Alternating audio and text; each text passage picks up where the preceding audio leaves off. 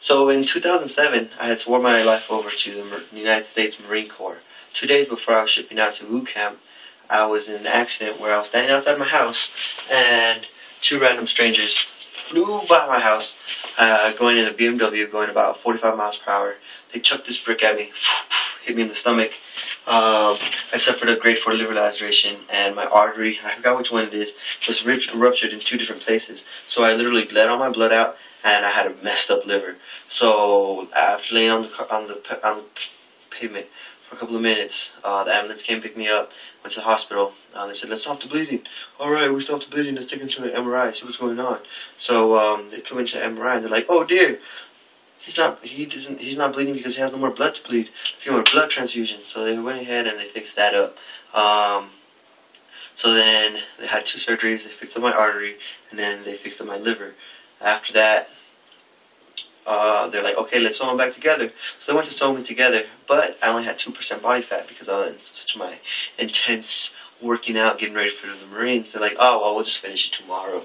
So they came in tomorrow, and to their surprise, I had swollen up completely ridiculously, like 10 times my normal size. So all my intestines were literally like this much sticking out of my stomach.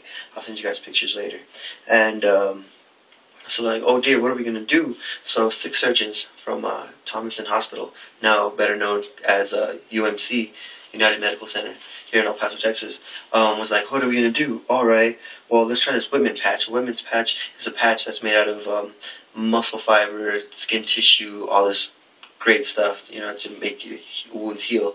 So they sewed that onto my fascia, and they got a wound vac, and they plugged that in and started sucking all the air out. Okay, after that, they kind of got a Velcro strap, and they just shoved everything back in slowly but surely. This process took 3 weeks. I was in an intensive care unit for 3 weeks. No food. Everything was, I was eating through somewhere around right here. So after 3 weeks, they woke me up. I was like, "Hey, what's up? Oh my God, what happened?" And they're like, "Oh, well, yeah, this happened." I was like, "Oh yeah, that was crazy."